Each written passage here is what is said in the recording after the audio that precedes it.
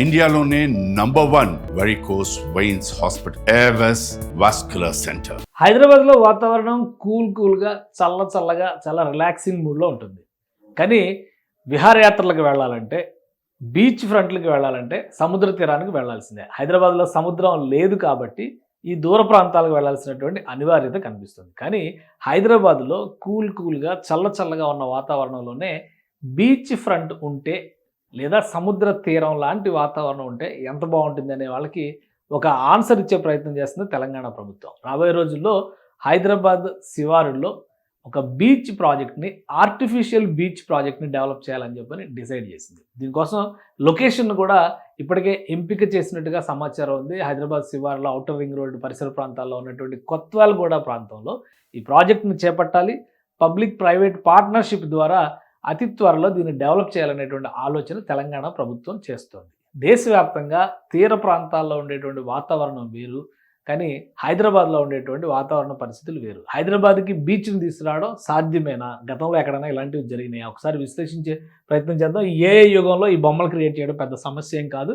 So హైదరాబాద్లో వాతావరణం ఈ విధంగా ఉండొచ్చు అని ఒక అంచనా అనమాట. ఆకాశ హర్మ్యాలు ఒకవైపు, సముద్ర తీరాన్ని తలపించేటువంటి వాతావరణం, కొబ్బరి చెట్లు, ఈత చెట్లు, ఇవన్నీ కూడా ఈ blue green brown combination create చేయడం ద్వారా బీచ్ వాతావరణాన్ని తీసుకురావాలని చెప్పని తెలంగాణ ప్రభుత్వం భావిస్తుంది. దీనికోసం కొత్వాల్గూడలో 35 ఎకరాల భూమిని ఇప్పటికే ప్రభుత్వం ఎంపిక చేసినట్టుగా తెలుస్తుంది. 225 కోట్ల రూపాయల అంచనా వ్యయంతో పీపీపీ మోడల్లో ఈ ప్రాజెక్ట్ని చేపట్టాలి. డిసెంబర్ నుంచి పనులు మొదలు పెట్టాలని చెప్పని ఆశిస్తున్నట్టుగా తెలుస్తుంది. అలానే కొన్ని మోడల్స్ మనం ఒకసారి చూద్దాం. ఇది నార్మల్, ఇది ఏఐ ఫోటోలా కనిపిస్తుంది, కానీ ఇది నార్మల్ ఫోటోనే. ఎందుకంటే ఇది ఒక బీచ్ వాతావరణాన్ని సృష్టించి, బీచ్ వాలీబాల్ వాతావరణాన్ని సృష్టించినటువంటి ఒక ఆర్టిఫిషియల్ ఏరియా. ఇది విదేశాల్లో చేయడం అనేది పరిపాటి. గతంలో చూస్తే కనుక ఆంధ్రప్రదేశ్లో కూడా ఉమ్మడి రాష్ట్ర ప్రభుత్వం నెక్లెస్ రోడ్ తీర ప్రాంతాన్ని మొత్తాన్ని కూడా బీచ్ వాలీబాల్ క్రీడల కేంద్రంగా, కయాకింగ్ లాంటి వాటి క్రీడల కేంద్రంగా హుస్సేన్ సాగర్ని మలిచే ప్రయత్నం జరిగింది. కానీ అక్కడ ఉన్నటువంటి వాతావరణం, ముఖ్యంగా మంచి నీళ్లు కాకపోవడం, అక్కడ ఉన్నటువంటి డ్రైనేజ్ వాటర్ ఎఫెక్ట్ ఎక్కువగా ఉండడం వలన అది అంతగా రంజింప చేయలేదు. అయితే దీనికి భిన్నంగా హైదరాబాద్ చుట్టుపక్కల ఉన్నటువంటి చెరువుల వ్యవస్థని దృష్టిలో పెట్టుకొని, కొత్వాల్గూడ ప్రాంతంలో ఉన్నటువంటి ఆ వనరుల్ని దృష్టిలో పెట్టుకొని రాష్ట్ర ప్రభుత్వం ఒక ఆర్టిఫిషియల్ చెరువుని ఏర్పాటు చేయడం ద్వారా, ఉన్న చెరువుల్ని విస్తరించడం, దానిలోకి క్యాచ్మెంట్ ఏరియాని డెవలప్ చేయడం ద్వారా అక్కడ బీచ్ వాతావరణాన్ని సృష్టించాలని చెప్పని భావిస్తుంది. ఈ సృష్టించేటువంటి బీచ్ వాతావరణంలో దాదాపు ఇలాంటి అవకాశాలే ఉంటాయి. ఒక పక్కన నగరానికి అంచుల్లో ఉండేటువంటి ప్లేస్ లాగా కనిపించవచ్చు. అలానే విదేశాల్లో కొన్ని చోట్ల ఇప్పటికే బీచ్ ఫ్రంట్స్ కింద, ఇది సముద్రానికి సంబంధించినటువంటి బ్యాక్ వాటర్ ఏరియాస్, కానీ వీటిని బీచ్ ఫ్రంట్స్ కింద డెవలప్ చేస్తూ విదేశాల్లో అనేక ప్రాంతాల్లో టూరిజం స్పాట్స్ని అట్రాక్టివ్ జోన్స్గా మార్చడం, ముఖ్యంగా యూరోపియన్ కంట్రీస్లో ఇలాంటి జోన్స్ ఎక్కువగా కనిపిస్తూ ఉంటాయి. సో వీటిని దృష్టిలో పెట్టుకొని తెలంగాణలో కూడా రాష్ట్ర ప్రభుత్వం ఇవన్నీ మన మామూలు గేటెడ్ కమ్యూనిటీ ప్రాజెక్ట్స్లో కూడా ఇలాంటి ఇమేజెస్ ఈ మధ్య చూపిస్తున్నారు. ఒక బీచ్ తరహాలో చూపించేటువంటి వాతావరణం అనమాట.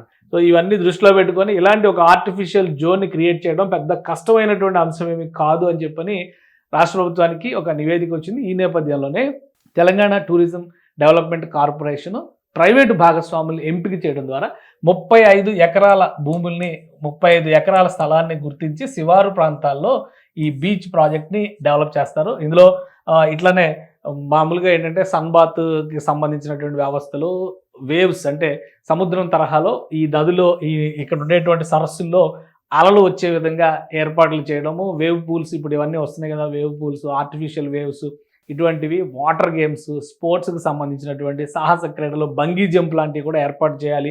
వీటన్నిటిని, అలానే రివర్ సైడ్, బీచ్ సైడ్ ఉండేటువంటి వాలీబాల్ లాంటివి కానీ, బైక్ స్పోర్ట్స్, ముఖ్యంగా మోటార్ బైక్ రేసింగ్స్ లాంటివి, వాటర్ రేసింగ్స్ లాంటివి, ఇటువంటి వాటిలన్నింటినీ కూడా ఎంకరేజ్ చేయాలని చెప్పి రాష్ట్ర ప్రభుత్వం భావిస్తుంది. వాటన్నిటిని దృష్టిలో పెట్టుకొని చూసాం కదా, 225 కోట్ల రూపాయలతో ఈ ప్రాజెక్ట్ని అమల్లోకి తీసుకురావచ్చు అని చెప్పని భావిస్తున్నారు.